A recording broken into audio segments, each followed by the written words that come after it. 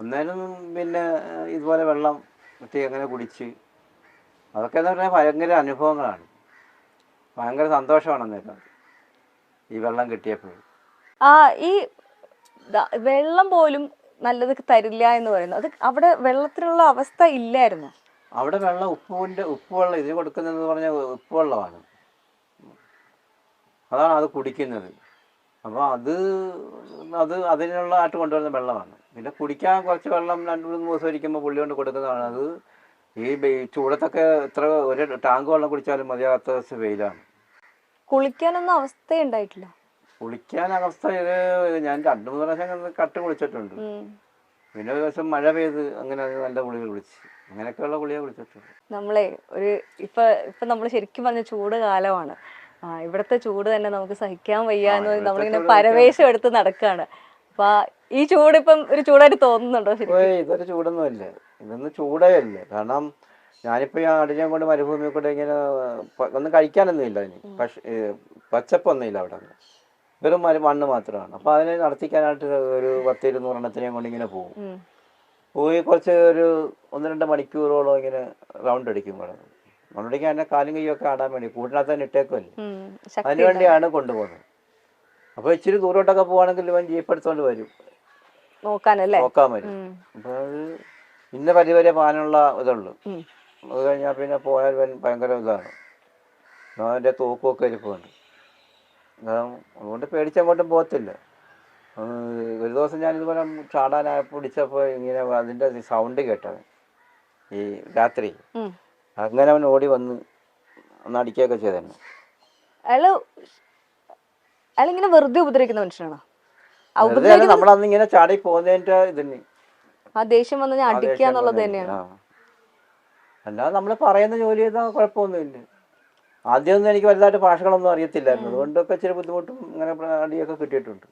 പിന്നെ ലാസ്റ്റ് ഇത് എന്ത് ജോലികളൊക്കെ ചെയ്യേണ്ടതെന്നൊക്കെ മനസ്സിലായപ്പോഴും പിന്നെ നമ്മളെ കറക്റ്റായിട്ട് അതൊക്കെ ചെയ്യുമായിരുന്നു. കൂടെ ഒരാളും കൂടെ വന്നു ചേർന്നല്ലോ, ഈ ഹക്കീം എന്ന് പറയുന്ന വ്യക്തി. ഈ ഹക്കീം എന്ന് പറയുന്നത് ശരിക്കും കൊടുത്തിരിക്കുന്ന സംഭവമാണ്, അല്ലാതെ റിയൽ ആയിട്ടൊരു ഹക്കീം ഇല്ലായിരുന്നു. പുള്ളിയെടുത്ത് ചോദിച്ചാൽ അറിയാം. എനിക്കൊന്ന് കഥയുമായിട്ട് ബന്ധപ്പെട്ട കാര്യങ്ങൾ ചോദിക്കുമ്പോൾ കുറച്ച് വിവാദങ്ങളൊക്കെ ഉണ്ടായത് കൊണ്ട് തന്നെ ഒരു ഇച്ചിരി ബുദ്ധിമുട്ടുണ്ടെന്ന് തോന്നുന്നു അല്ലേ? ഇപ്പം നമ്മളിപ്പം സിനിമ കണ്ട് കുറെ ഇന്റർവ്യൂസും കാര്യങ്ങളൊക്കെ വന്നു കഴിഞ്ഞപ്പോഴാണ് വിവാദങ്ങൾ വന്നത്. എന്ത് തോന്നുന്നു അതിനെ പറ്റിയിട്ട്? അതിനെപ്പറ്റി വിവാദങ്ങൾ വരുത്തുന്നത് അവർക്കൊരു നല്ലതുപോലെ തോന്നായിരിക്കും, അതുകൊണ്ടായിരിക്കും. നമുക്ക് അതിനെപ്പറ്റി ഒന്നുമില്ല. കാരണം ഞാൻ അനുഭവിച്ച കാര്യങ്ങളൊക്കെ ഞാൻ പറഞ്ഞു കൊടുത്ത് പുള്ളി എഴുതി. അപ്പോൾ ഈ വിവാദം ഉണ്ടാക്കാൻ വരുന്നവർ എന്തെങ്കിലും പ്രയോജനത്തിന് വേണ്ടി ആയിരിക്കും, അല്ലാതെ നമ്മളെന്ത് പറയാനാണ്. നമുക്ക് കുറച്ച് പണം വേണം അങ്ങനെ വേണമെന്നൊന്നും നമ്മൾ ആവശ്യപ്പെട്ടിട്ടൊന്നുമില്ല അടുത്തും. നമുക്ക് ഞാനും ഓർക്കുന്നത് ഇങ്ങനെ വിവാദം വരുന്നതിനനുസരിച്ചായിരുന്നു ആ പഴയ ഇതൊന്നും പറഞ്ഞു കൊടുക്കാതെ നമ്മൾ പഴയ ജീവിതം ജീവിച്ചു പോകാൻ. അങ്ങനെ തോന്നിയോ ഇപ്പൊ? അങ്ങനെ തോന്നുന്നുണ്ട് ഞങ്ങൾക്ക്, തീർച്ചയായിട്ടും. പിന്നെ എന്തെല്ലാം വിവാദങ്ങളാണ് ഞങ്ങൾക്ക് കേൾക്കുന്നത്. ഇനി നല്ല ഇങ്ങനെ അങ്ങ് ജീവിച്ചു ഞങ്ങൾക്കൊന്നും, ഞങ്ങൾ ആടുത്തും പണത്തിനോ പ്രതാപത്തിനോ ഒന്നും ഞങ്ങൾ ആഗ്രഹിക്കും. ഞങ്ങൾക്കൊരു സ്വസ്ഥത. ഇതേപോലുള്ള ഇങ്ങനെയുള്ള ആൾക്കാർ ചോദിക്കുന്നു, അവിടുത്തെ പുള്ളികൾ ചോദിക്കുന്നു നിങ്ങളെന്താ ഒന്നും കൊടുക്കാൻ, അങ്ങനെ ചോദിക്കേണ്ട ആവശ്യമെന്താ? അവർക്കെന്ത്? നമ്മളല്ലേ അനുഭവിച്ചത്, നമുക്ക് പിന്നെ അവരൊന്നും തരാതിരിക്കും, നമ്മൾ തരും. പണത്തിനോട് നമ്മൾ ആഗ്രഹിക്കുന്നില്ല. പിന്നെ അവര് നമ്മുടെ ഇതൊക്കെ കണ്ടിട്ടുള്ളതാണ്. അപ്പൊ അവരെന്തായാലും നമുക്ക് നല്ല ഇത് ചെയ്യുമെന്ന് എനിക്ക് ഉറപ്പുണ്ട്. എല്ലാരും പറഞ്ഞിട്ടുണ്ട്. അതൊക്കെ 2-3 ദിവസത്തിനുള്ളിലൊക്കെ അവര് നല്ല രീതിയിൽ നമുക്കെല്ലാം സഹായിക്കും. ഇത് കമന്റുകളാണ്, സാധാരണ മനുഷ്യരാണ്. നമുക്കൊരു വിഷമമല്ലേ അതൊക്കെ. കാരണം നമ്മളെ ഒരുപാട് ഒരു ലക്ഷക്കണക്കിനല്ല, ഇപ്പൊ കോടിക്കണക്കിന് ആൾക്കാർ നമ്മളെ സ്നേഹിക്കുന്നുണ്ട്.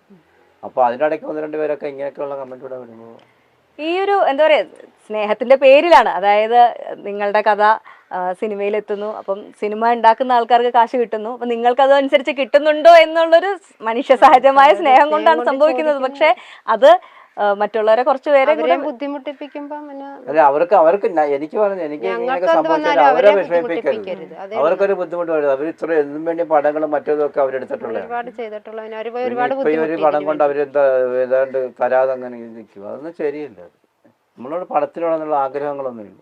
ഈ വിവാദങ്ങൾ വന്നപ്പോൾ മാത്രമാണോ തോന്നിയത് എന്റെ ജീവിതകഥ ആരോടും പറയേണ്ടിയിരുന്നില്ല എന്ന്? അതോ അതിന് മുന്നേ പുസ്തകം വന്ന സമയത്തൊന്നും തോന്നിയിട്ടില്ല? അപ്പൊ ഇതല്ല വായിച്ചവർക്ക് എല്ലാവർക്കും നമ്മുടെ സ്നേഹം. ഇപ്പൊ ഈ പടം കണ്ടവര് ഓരോ വിളിച്ചവരുടെ നമ്മൾക്ക് മിനിറ്റ് ഫോണിങ്ങനെ വന്നുകൊണ്ടിരിക്കുവാണ്. നിങ്ങളെ ഫോൺ വന്നാൽ ഇത് തന്നെ ഇതാ, കാരണം എടുക്കുന്ന വേറെ എൻ്റെ കൂടെ സംസാരിച്ചുകൊണ്ടിരിക്കുമ്പോൾ വേറെ കോളുകൾ ഇങ്ങനെ വന്നുകൊണ്ടിരിക്കുകയാണ്. ആരുടെ കോളൊക്കെ വരുന്നതെന്ന് നമുക്ക് അറിയുന്നില്ല. സിനിമയിൽ കണ്ടു കഴിഞ്ഞപ്പം ഇത് എൻ്റെ ജീവിതം തന്നെയാണ്, അതോ എൻ്റെ ജീവിതത്തിൽ നിന്നും കുറച്ച് വ്യത്യാസം ഉണ്ടല്ലോ എന്നൊരു തോന്നൽ വന്നിരുന്നു? അല്ല, ഞാൻ എൻ്റെ ജീവിതം തന്നെയാണെന്ന് എനിക്ക് തോന്നിയത്. ആണോ? അതെ, കറക്റ്റ് ആയിട്ടുള്ള കറക്റ്റായിട്ടുള്ള എന്നാലും ഞാൻ അവിടെ കാണിച്ച് ആ അനുഭവിക്കുന്ന കാര്യങ്ങളല്ലേ അധികം വരുന്നേക്കും. എന്താ പറയാ, പൃഥ്വിരാജിനെ പോലെ വളരെ നല്ലൊരു മികച്ച നടനാണ് താങ്കളുടെ വേഷം ചെയ്തിരിക്കുന്നത്. ഇപ്പം സിനിമ റിലീസ് ചെയ്ത് കഴിഞ്ഞതിന് ശേഷം അല്ലെങ്കിൽ ട്രെയിലർ വന്ന സമയത്തൊക്കെ ഇങ്ങനെ പറഞ്ഞു തന്നെ ശരിക്കും ഇക്കാടെ ഛായ ഉണ്ട് എന്നുള്ളതാ അല്ലെ? കുറെ പേര് പറഞ്ഞില്ലേ? തോന്നിയായിരുന്നു ഇത്തേക്ക് തോന്നിയായിരുന്നു അത്? കാണുമ്പോൾ അറിയാമല്ലോ. ഇപ്പൊ തന്നെ നമ്മള് ഞാനും പുള്ളിയും കൂടെ 10-20 മിനിറ്റ് ഒരു സംഭാഷണം ഉണ്ടായിരുന്നു. അതിപ്പോ ഇപ്പഴ 2 ദിവസത്തേക്കാകും. അതെ അതെ അതെ, അത് 22 ചെയ്ത സംഭാഷണമാണ്. ആണോ? അതെ, ഇപ്പഴാ അത് വിട്ടത്. അന്നാണോ നിങ്ങൾ ആദ്യമായിട്ട് കാണുന്നത്? ആദ്യമായിട്ട് കാണുമ്പോഴുള്ള സംഭാഷണം ലാസ്റ്റ് ഷൂട്ടിങ്ങിലാണ്. അവരുടെ ഷൂട്ടിംഗ് എല്ലാം കഴിഞ്ഞിരിക്കുമ്പോൾ ഒരു ദിവസം എന്നെ വിളിച്ചിട്ട് ഞാനും വിളസി സാറും ബെന്യാമി സാറും എല്ലാം അവിടെ ചെന്ന്, ഞങ്ങൾ രണ്ടോടെ മാത്രം ഒറ്റയ്ക്കാണ് ഈ വേറെ അവിടെ ഷൂട്ടിങ്, അവരൊക്കെ അപ്പുറത്ത് മറ്റുള്ളത്. എന്നിട്ട് കാര്യങ്ങളൊക്കെ എൻ്റെ അടുത്ത് ചോദിച്ചെഴുതിയാണ്. അതാ പിന്നെ 2 ദിവസത്തേക്ക് മുമ്പ് വന്നത്. വളരെ സന്തോഷം തോന്നിയിട്ട് കണ്ടവർക്ക് ഞങ്ങൾക്കൊക്കെ ഭയങ്കരമായിട്ട് ഇഷ്ടമായി നിങ്ങൾ തമ്മിലുള്ള ആ സംഭാഷണം. ഞാൻ അന്നേരം ആലോചിച്ചത് നമ്മള് പറഞ്ഞ കാര്യങ്ങളൊന്നും ഇതിനകത്ത് ഇതുവരെ വന്നിട്ടില്ലല്ലോ എന്നൊക്കെ ആലോചിച്ചപ്പോൾ 2 ദിവസത്തേക്കുള്ളിൽ പോയി അത് വന്നു. കറക്റ്റ് സമയത്ത് പുറത്തു വിടാൻ വേണ്ടി വെച്ചോണ്ടിരുന്നായിരുന്നു തോന്നുന്നത്. സിനിമ റിലീസ് ചെയ്ത ആൾക്കാരൊക്കെ ഇഷ്ടപ്പെട്ട് കഴിയുമ്പോ ആണല്ലോ ആ കണക്ഷൻ വരുന്നത്. എല്ലാവർക്കും മനസ്സിലായി, കാരണം അത് പിടിച്ചു വെച്ചിരുന്നായിരുന്നു അത് പറയാനുള്ളത്. ഇപ്പോ ഒരു 1000 എന്താ 10,000 അല്ല ലക്ഷക്കണക്കിന് ആൾക്കാർ ഈ സംഭാഷണം എന്നെടുത്തായിരുന്നു പറഞ്ഞ് എന്നെ വിളിച്ചിട്ടുണ്ട്. വിളിക്കുന്നതിനൊക്കെ ചോദിച്ചാൽ എന്നെടുത്ത സംഭാഷണമായിരുന്നു, പൃഥ്വിരാജായിട്ട് എന്നാ കണ്ടുമുട്ടിയത് സംഭാഷണം എടുത്തത്. ഞാൻ പറഞ്ഞ 2022 എടുത്ത സംഭാഷണമാണ്. ഇല്ല, ഞാൻ ഒറ്റയ്ക്കാണ് പോയത്. അപ്പം എൻ്റെ അടുത്ത് ഇതുപോലെ അനുഭവങ്ങളെ കുറിച്ചൊക്കെ പുള്ളി അഭിനയിച്ചേക്കുന്ന കാര്യത്തെ കുറിച്ചാണ് എൻ്റെ അടുത്ത് പറഞ്ഞത്. കഥകളും മറ്റേ അനുഭവം കഥകളും ബ്രസി സാറിൻ്റെ അടുത്തും ബെന്യാമി സാർ ഞങ്ങൾ 3 പേരും ഒരുപാട് ഒത്തിരി ദിവസങ്ങൾ ചർച്ച ചെയ്തിട്ടുള്ളത്. അപ്പൊ അതുകൊണ്ട് അതുപോലെ ആയിരിക്കും അതൊക്കെ പറഞ്ഞു കൊടുത്തായിരിക്കുമല്ലോ ഇതിനകത്ത് അഭിനയിപ്പിച്ചേക്കുന്നത്. അപ്പൊ അതുകൊണ്ട് പുള്ളി പൃഥ്വിരാജ് സാർ അഭിനയിച്ച കാര്യത്തെ കുറിച്ച് മാത്രമേ എൻ്റെ അടുത്ത് ചോദിച്ചോളൂ. അതിനുള്ള മറുപടി എല്ലാം ഞാൻ പറഞ്ഞു. അങ്ങനെ സന്തോഷത്തോടെ കാണാൻ ജീവന്ന് പറഞ്ഞ് വിരിഞ്ഞു പോയതാണ്. അതുപോലെ ഇനിയിപ്പോ ഒരുപാട് സ്ഥലത്ത് വെച്ച് കണ്ടപ്പോഴൊക്കെ വളരെ സന്തോഷം. അപ്പൊ അന്നത്തെ ഇതിന് കണ്ടായിരുന്നു ലോഞ്ചിങ്ങിന് കണ്ടു. എന്നെ കെട്ടിപ്പിടിച്ചോണ്ടൊക്കെ നിൽക്കുന്നുണ്ട്. അപ്പൊ നല്ല സ്നേഹവും നല്ല ഇതുമാണ് എല്ലാവരും. ആ ലോഞ്ച് ഇവന്റ് ഒക്കെ പങ്കെടുത്ത സമയത്ത് എന്തായിരുന്നു മനസ്സിൽ ഫീലിംഗ്? കാരണം ലാലേട്ടനും AR റഹ്മാനും എല്ലാരും ഗ്രാൻഡ് ആയിട്ടുള്ളൊരു ഫംഗ്ഷൻ. നല്ല വളരെ സന്തോഷമുണ്ടായിരുന്നു. പക്ഷെ എങ്കിലും ഞാൻ പിന്നെ ഈ ഇതിന്റെ ചില രംഗങ്ങൾ എൻ്റെ സേനു എന്ന് പറഞ്ഞൊക്കെ പറഞ്ഞ രംഗങ്ങൾ കണ്ടില്ലേ ആ സിനിമയിൽ? അപ്പൊ ഞാനന്ന് അവിടെ കിടന്നുകൊണ്ട് എൻ്റെ സഭ്യത്തെ എന്ന് പറഞ്ഞ് വിളിക്കുന്ന രംഗങ്ങൾ ഇങ്ങനെ സ്വപ്നം കാണുന്നത് അത് അതിനകത്തൂടെ കണ്ടപ്പോൾ ഞാൻ കരഞ്ഞു പോയി. കാരണം സത്യത്തിൽ ഞാൻ കരഞ്ഞു പോയി. പിന്നെ എനിക്കാണെങ്കിൽ ആ നെഞ്ചത്തെ ഇടി പോലായിപ്പോയി. കാരണം ഈ അതേപോലെ തന്നെയാണ് ഇതിനകത്ത് ആദ്യത്തെ രംഗം കാണിക്കുന്നതൊക്കെ. ആ രംഗങ്ങളൊക്കെ കാണിച്ചു. ഇപ്പോൾ പടം കാണാൻ പറ്റുന്ന ആവേശത്തോടെ കാത്തിരുന്നപ്പോഴാണ് ഇങ്ങനെ നമ്മളെ വീട്ടിൽ ചെറിയ സംഭവമൊക്കെ നടന്നത്. അതുകൊണ്ട് എല്ലാവർക്കും പോകാനൊന്നും പറ്റിയില്ല. നിങ്ങൾ തമ്മിലുള്ള റൊമാൻറ്റിക് സീനൊക്കെ വന്നപ്പോ നാണം തോന്നിയോ? ചമ്മലൊക്കെ ഉണ്ടായോ? ഞാൻ കണ്ടില്ലല്ലോ. എന്നാലും അതിന്റെ വീഡിയോസ് ഒക്കെ കണ്ടില്ലേ മൊബൈലിലൊക്കെ? പാട്ടൊക്കെ വന്നപ്പോ ചമ്മലൊക്കെ ഉണ്ടോ? എന്തെങ്കിലും പറഞ്ഞോ ഇത്ത ഒന്നും പറഞ്ഞിട്ടില്ല. ഇത്തക്കൊക്കെ സന്തോഷമാണ്, കാണാൻ കാത്തിരിക്കുവാണ്. ഉപ്പയുടെ ലൈഫിൽ അനുഭവിച്ച ഈ ഒരു അനുഭവം അതിനെ പറ്റിയിട്ടുള്ളത് മനസ്സിലാക്കിയത് ഏത് പ്രായത്തിലാണ്? ചെറിയ കുഞ്ഞായിരിക്കുമ്പോഴാണല്ലോ സംഭവം നടന്നത്. ഞാൻ നോവൽ ഇറങ്ങി കഴിഞ്ഞിട്ടാണ് ഇത് അറിയുന്നത്. നോവൽ വായിച്ചപ്പോഴാണ് സംഭവങ്ങളൊക്കെ. ആണല്ലേ? മക്കളടുത്തൊന്നും പറഞ്ഞിട്ടൊന്നുമില്ല സംഭവം. അപ്പൊ തോന്നിയിരുന്നോ എന്താ പറയാ ഒരു മനുഷ്യന്റെ ലൈഫിലെ സംഭവിക്കാൻ പറ്റുന്നതിൽ ഏറ്റവും മോശമായ ഒരുപാട് കരഞ്ഞിട്ടുണ്ട്. അവനാദ്യം പിന്നെ വേറെ ഞാൻ നിന്നപ്പോഴും അവൻ പറയും നമുക്ക് ഇനി ഇവിടെ നിന്നാ മതി, എന്തിനാ പോകുന്നത് ചോദിച്ചിട്ടുണ്ട്. അവിടുന്ന് ഇത്രയും ഇതിലും വലിയ മോശമായിട്ട് സംഭവിക്കാൻ ഒന്നുമില്ല. അത് കഴിഞ്ഞിട്ട് തിരിച്ചങ്ങോട്ട് പോവാനുണ്ടായ ഒരു കാരണവും അതിന് കിട്ടിയ ധൈര്യം എങ്ങനെയാണ്? അത് ഒരുപാട് വീഡിയോയിലൊക്കെ ഇതിനകത്തൊക്കെ ഞാൻ പറഞ്ഞിട്ടുള്ളതല്ലേ. പിന്നെ അതിനുള്ള ധൈര്യം കിട്ടിയെന്ന് പറഞ്ഞാൽ, പോകാനുള്ള ധൈര്യം കിട്ടിയെന്ന് പറഞ്ഞാൽ, ഞാൻ ആ പോകുമ്പോൾ 5 സെന്റ് സ്ഥലമുള്ളത് വിറ്റിട്ടാണ് ആദ്യമായിട്ട് ഞാൻ പോകുന്നത്. അപ്പോൾ പോയിട്ട് ഒരു റിയാൽ പോലും എനിക്ക് അവിടെ നിന്ന് കിട്ടാതെ ഞാൻ തിരിച്ചു വന്നു. തിരിച്ചു വന്നപ്പോൾ മോന് നേരം 2 വയസ്സ് കഴിഞ്ഞു. മോന് ജ്യേഷ്ഠൻ്റെ കൂടെ അപ്പുറം താമസിക്കുന്നില്ല, അവരോട് ഒന്നിച്ച് താമസിക്കുന്നു. പിന്നെ ഇവിടെ 5 വർഷം നിന്നപ്പോൾ ഒരു കുട്ടിയും കൂടെ ആയി, ഇപ്പോൾ 2 ആയി. പിന്നെ നമുക്ക് എവിടെയെങ്കിലും 5 സെൻറ്റ് സ്ഥലം ഒരു വീടൊക്കെ വെച്ചിട്ട് മാറണ്ടല്ലോ, ഇത് നമ്മുടേതായിട്ടൊരു കുടുംബം വേണ്ടേ. അങ്ങനെ ഇരിക്കുമ്പോഴാണ് ഇതുപോലെ എൻ്റെ ഭാര്യയുടെ ആങ്ങള ബഹ്റൈനിലുണ്ട്. അപ്പോൾ അളിയനെ വിളിച്ചിട്ട് ഇതുപോലെ പറഞ്ഞു, അളിയാ ഇതിന് നിന്നാലെങ്ങനെയാണ്, അപ്പോൾ ജോലി ചെയ്താൽ എന്തെങ്കിലും നമ്മൾ അതൊന്ന് കഴിഞ്ഞ് പോത്തല്ലേ ഉള്ളൂ, എൻ്റെ എവിടെയെങ്കിലും 5 സെൻറ്റ് സ്ഥലം വീടൊക്കെ വാങ്ങിക്കണ്ടേ. അപ്പോൾ അതുകൊണ്ട് ഞാനൊരു ഫ്രീ വിസ എടുക്കുന്നുണ്ട്, എടുത്തു തരാം, അതിന് കയറി വരാൻ പറഞ്ഞു. അന്നേരം എൻ്റെ ഭാര്യ പറഞ്ഞു വേണ്ട, ഇനി നമുക്കുള്ളത് കൊണ്ടൊക്കെ ജീവിച്ചാൽ മതി, പോകണ്ട എന്നൊക്കെ പറഞ്ഞാണ്. അന്നേരം എനിക്ക് പോകണ്ട എന്നുള്ള ഇതില്ല, കാരണം അന്നേരം പിന്നെ നമുക്ക് നമ്മുടെ മനസ്സിൽ ഇതല്ലേ, ഇപ്പം നമ്മൾ കൂലിപ്പണി ചെയ്താൽ കിട്ടിയ അന്നത്തെ ചെലവിനുള്ള കാശ് അതങ്ങ് പോത്തേ നടന്നു പോകും, അത് നമുക്ക് പിന്നെ മിച്ചം വരത്തില്ല. അപ്പം അതുകൊണ്ട് എന്തായാലും ഇപ്പം എൻ്റെ അളിയൻ്റെ അടുത്തേക്കല്ലേ ഇനി പോകാൻ പോകുന്നത്, അപ്പം അതുകൊണ്ട് അങ്ങനെയുള്ള ഇത് മരത്തില്ല എന്നുള്ളൊരു ഉറപ്പുണ്ടായിരുന്നു. അതുകൊണ്ടാണ് അങ്ങനെ പോയത്. അങ്ങനെ പോയി അവിടെ ചെന്നിറങ്ങി, പിന്നെ അളിയൻ്റെ റൂമിൽ 2-3 ദിവസം താമസിച്ച്. അളിയൻ്റെ ഒരു കൂട്ടുകാരനാണ് സുനിൽ. ഈ കഥ പുറത്തോട്ട് പറയാൻ കാരണം എന്ന് പറഞ്ഞാൽ, എനിക്കൊരു ജോലിക്ക് വേണ്ടി ഞാൻ പുള്ളിയുടെ അടുത്ത് ചെല്ലുന്നു. അപ്പോൾ പുള്ളിയുടെ ഒരു ജോലിയുണ്ട്. അന്നേരം പുള്ളി പറയുന്നത് ഞാൻ ആ ജോലി ചെയ്യത്തില്ല. അന്നേരമാണ് ഞാൻ പറഞ്ഞത് ഞാൻ ചെയ്തപോലുള്ള ജോലി ലോകത്താരും ചെയ്ത് കാണത്തില്ല. അതുകൊണ്ട് അന്നേരം പുള്ളി പറഞ്ഞത് എന്ത് ജോലിയാണെന്ന് ചോദിച്ചപ്പോഴാണ് ഈ കഥ പറയാൻ തുടങ്ങി. കഥ പറഞ്ഞു കഴിഞ്ഞപ്പോൾ അയാൾക്ക് ആപ്പാട് വല്ലാതെ ഇതായിപ്പോയി. അങ്ങനെ പെട്ടെന്ന് കുഴപ്പമില്ല, ഞാൻ പെട്ടെന്ന് ജോലിയൊക്കെ ശരിയാക്കി തരാം. 2-3 ദിവസത്തിനകം US നേവിക്കകത്ത്, അമേരിക്കൻ നേവിയാണ്, അതിനകത്ത് പാസ്സൊക്കെ റെഡിയാക്കി തന്ന്. എനിക്ക് പറ്റിയ ഒരു പണി, ഞാൻ ചെയ്യത്തില്ലെന്ന് പറഞ്ഞ പണി എനിക്ക് സ്വർഗം കിട്ടിയ പോലൊരു പണിയായിരുന്നു. ആ പണി ഞാൻ 20 വർഷം ചെയ്തു. 20 വർഷം ചെയ്തിട്ടാണ് ആ മരുന്ന സമയം വരെയും ചെയ്ത് ആ ഒറ്റ പണി തന്നെ ചെയ്തിട്ടുള്ളത്. പണിയെന്ന് പറഞ്ഞാൽ ആക്രി മടക്കുന്ന പണിയാണ്.